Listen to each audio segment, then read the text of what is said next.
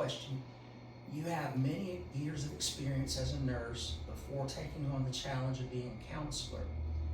Has your experience with people in moments of crisis enabled you to better serve them in this more emotion and mind-based profession? Absolutely. It's actually kind of funny because of the fact that I am still nursing some, so I still work in the nursing field. We actually have clients who, when they find out that I'm a nurse, are excited about the fact that I have a nursing background. Mm-hmm. So I don't know if it's because they feel like I will come at it from a different point of view, which I do. I actually, because I'm a nurse, I see the whole person as well. And I look also at the medical needs, because I know that there are certain medical things that can mimic depression, that can mimic anxiety and everything. And so I look at their medications, I'm able to do all of that, but I'm also able to stay calm. Mm-hmm. I've seen a lot of things as a nurse, having worked, in NICU with the micropreemies all the way up to senior adults, kind of done a little bit of everything. Nothing surprises me, and I think that makes a huge difference for people who have something that they're a little nervous about sharing. Mm-hmm. And I'll look at them and I go, nothing really surprises me anymore. And so I'm able to come across with that person-centered therapy that Carl Rogers is so well known for. I'm not judgmental. I am truly allowing them to be themselves. Yeah. And I think that makes a huge difference when they can come into a situation when they've had an affair, or they have had some sort of a trauma experience. A lot of grief comes with all of that. Yeah. And I think it helps them to feel more relaxed in my room, because they know I'm not going to look at them some kind of way. Mm-hmm. I'm going to see them as a person, and I can be as gentle as I need to be. Right. Essentially. So it has made me be not surprised. Mm-hmm. I'm able to keep my cool when they tell me stuff that, even though I'm like in my mind thinking, holy cow, what in the world? But because of, you have to make it look like you're in control as a nurse. Mm-hmm. It's the same thing in the office. If you have too much of a reaction, that can go one way or the other. Yeah. So, does that answer your question? Absolutely. Okay. All right, second. Mm-hmm. So, since we met years ago, you've obviously upgraded your experience. Mm-hmm. Has the change in scenery better prepared you mentally and emotionally to be more present with your clients? That's a good question. I think so. When I came here as an intern, after I had left Sunshine Exchange, I was scrambling to get my hours in for my internship, and so I was trying to find somebody I could use, and I ended up going with someone who wasn't really able to offer as much stuff as possible, and so I ended up having to drop out of my internship, the first internship, and then I was able to get on here, and it was so interesting because with the person who the second person, her office was this kind of random place. It was a room, tiny little room. It was almost like it was a closet that she was renting from. It was almost like a co-op kind of thing. It was the old book exchange, and they had a nurse practitioner. They had a holistic person in there. They had a counselor in there. They were doing yoga, some in there. They were doing music stuff. It was a crazy situation, and there was a lot of scents in there because one of the people used aromatherapy, and I actually had a client who was allergic. Oh wow, okay. And so we had to move that place to the library. Mm-hmm.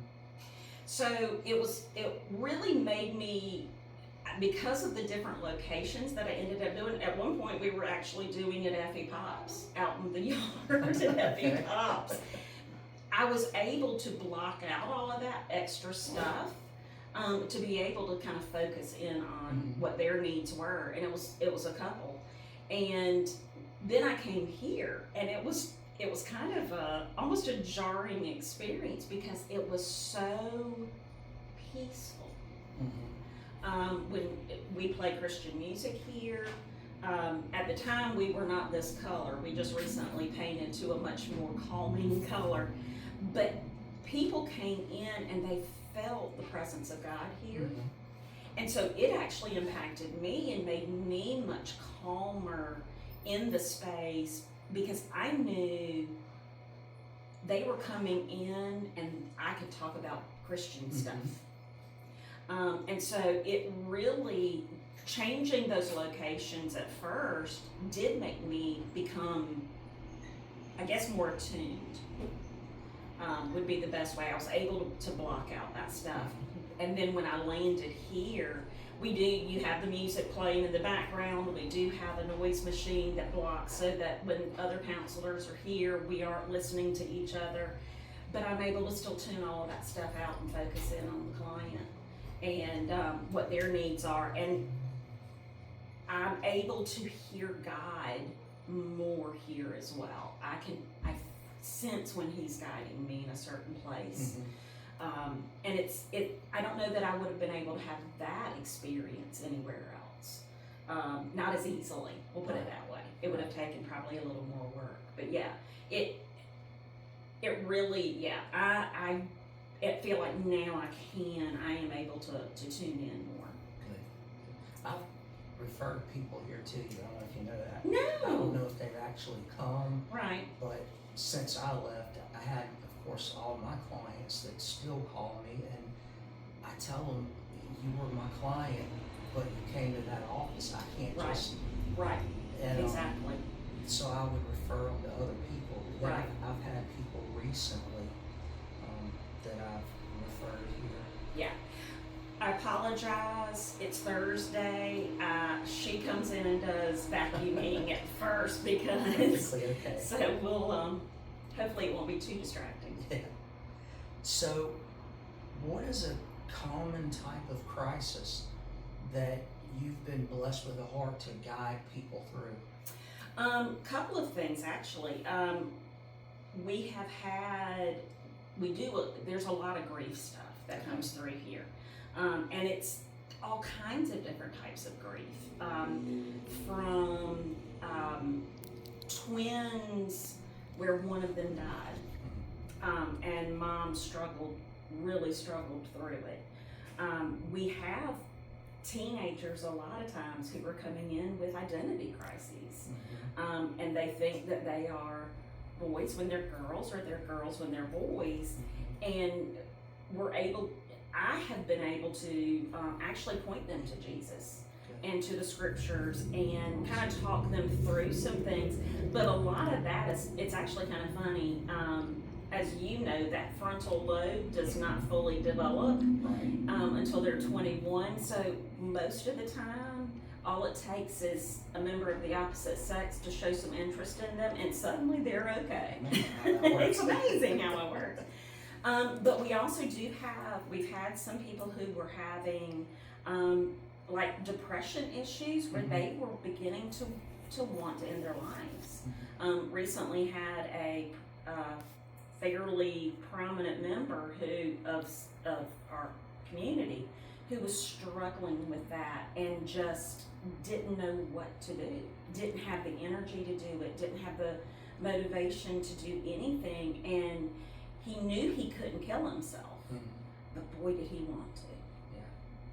And so I'm thankful now. Actually saw him yesterday and he's in a much different space. He's Catholic, doesn't attend church regularly, but when he comes in early, a lot of times, and will sit and just listen to the Christian music playing. And then I always, mention God in my sessions and talk to him about getting back into church and reading his Bible But yeah, we really do have a lot of different crises. Recently had a young wife whose husband tragically died. And it wasn't anything where he was killed, he just dropped dead. And so she and her children are struggling through. So we actually have had quite a bit lately. A lot more crises lately than just your average, just coming in for talking. Yeah. So it's been a tough time for people lately. It has. That's actually someone I referred here is it's an older lady. She's worried about her granddaughter who just lost her husband. Oh wow. And I sent them. I don't know if they've come. Right. So you answered a lot of this next question, Mm-hmm. but I'm going to specifically ask. I know you have a deep Christian background and biblical worldview. Does that influence the way you help people through traumatic experiences? No. Okay. I generally, because I am very person centered. Even though I use a lot of cognitive behavioral, and I do use some dialectical behavioral as well. I try to gear any of the sessions to the patient or to the client. Yeah. And I always tell them when I'm doing my informed consent, I let them know, okay, we'll let you know off the bat, I've been a Christian a long time, God's a very important part of my life. I'm gonna mention him, however, I will not push it down your throat if you're not interested, I'm not gonna push it down your throat, but I'm not going to apologize for mentioning him either. So I really do try to gear it, but because of, if I have someone, and most of our people that come in, because they know we're specifically a Christian counseling center, most of them are okay with having some Jesus in there. So I will put them onto devotionals. I love to use, I need to get stock in it, but I know they don't really do it because it's a free app. The YouVersion Bible is, to me, it's one of the best things out there. And I will lead them through showing them how to do it, but I point out certain devotions, like for people who are struggling with depression or anger or grief, any of that stuff, I'll pull it up and go, okay, you have options. If this is I would strongly recommend using this. And I do, there's one that's called Breath is Prayers, or Prayers is Breath. I always get that reversed. But it's actually a book, but they have the devotional on there, and it teaches you how to use breath work with anxiety, but it's from a scriptural point of view. So where you take your scriptures and split them into an inhale and an exhale. I've heard of that. And it's great. It's amazing how that has helped people. But I will pray with them in the room. If I feel God's leading that they are really struggling, or if I see that they're really struggling, I'll pray specifically to their needs to make sure that they remember that God is there, always there, and that He wants the best for them. Use a lot of scripture references, and I try not to take anything out of context.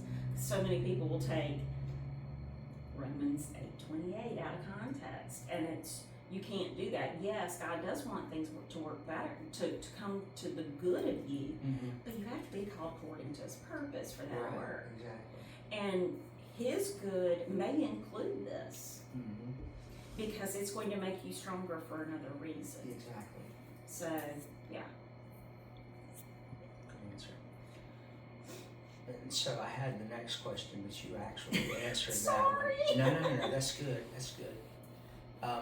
So because you're an LPC right now, you have responsibility to not only guide people through tough times, but you're required to make diagnoses. So is that something that comes natural to you, or do you find yourself deeply studying the DSM to make sure you get it right? We actually don't diagnose here. Okay. Because we don't use insurance. Okay. Gotcha. We are a 501c3 and we operate on donations. And so what we do is, because of the fact that we don't take insurance, we don't have to diagnose, but we do have people at the end of like a month or however many sessions where they want a super bill. So we do have to diagnose for those. And most of the time, it's funny because so much of what we see is depression, anxiety. And then there's your adjustment disorder that you can always get away with first. These for 6 months. But because of how many times I have now had people come in with the criteria, and you can see the criteria, Right. that for those specific things, I don't have much trouble with diagnosing. If I had somebody come in who had a much more complicated thing, I would have to pull out the DSM. And it actually stays on my desk. So that if I have somebody that comes in, then I'm like, I think there's something else. That I'll, like between sessions, I'll pull it out and kind of go over it to see if I can figure out. Even though we don't have to diagnose, I still like to take a guess. Yeah, absolutely. And try to figure it out. But I hate diagnosing. I will say that. Yeah.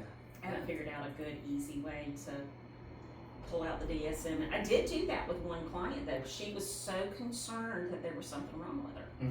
And so I'm like, okay. So I pulled out the DSM, literally opened it up to what I felt like she probably was, and kind of started reading through the criteria with her. And at the end of it, we knew, I knew pretty much what she was going to be. And she was just like, oh, thank goodness. I thought there was something really wrong with me. I said, this is what you got. Yeah. So we used to have a girl at Sunshine that would call regularly. She had gotten a copy of DSM. She would study it and she would call and say, I know I have this. Oh, man. And so rarely would she come in because usually you could talk her through something over the phone. Yeah, right. Oh, man. But yeah. That's like Dr. Google. Yeah. Do you see a place for pastoral counseling in the community of believers? And what boundaries would you like to see implemented? Like, when would you prefer someone be referred to a licensed counselor? Well, I think biblical counseling really does have a place in the Christian community. Unfortunately, right now, the trend in churches is more seeker driven. And so they're getting a lot of, you're okay, all is well. They're not getting discipled. And so I feel like when there's someone who wants to have a deeper relationship with God, and they may not have full confidence in the pastor of the big church that they attend, because that's where they enjoy the music or whatever, there needs to be a place for them to be able to go and get guidance, not just scripturally, like where you sit down and do a Bible study together, but to help them look at their lives and to be able to learn how to pattern their lives after the Bible. There's not enough of that. There are too many people out there who you hear a quote from Benjamin Franklin and oh, that's in the Bible. No, it's not. Yeah. So there's a lot of misinformation out there, and I feel like that is a great that's a great purpose for a biblical person, a biblical counselor, pastoral counselor. But there's also those pastors who are struggling with needing encouragement, feeling overwhelmed, feeling the stress of carrying the burden of a church on their shoulders, being a shepherd to a disobedient flock, so to speak, and they need a place where they can confidently go to have someone who will help them Mm-hmm. and give them wise counsel. I mean, Proverbs talks about getting wise counsel and not following the fools, essentially. And so I think that's another great place. But I know that a lot of pastors do struggle with, they can have periods in their lives where they struggle with depression and anxiety. When there's a diagnosable problem, that's when they need to be referred to a licensed counselor. Up until that point, I don't see any problem with them continuing with a biblical counselor, and it could even come so far as to, there may even be, you know, with the depression, anxiety, there's so many scriptures about anxiety. If that helps them, just studying the scriptures about it, okay. But if it becomes an issue where that's not doing it, where the going through biblical stuff isn't, that they need to see somebody Right. who can take them to a different and take them in a different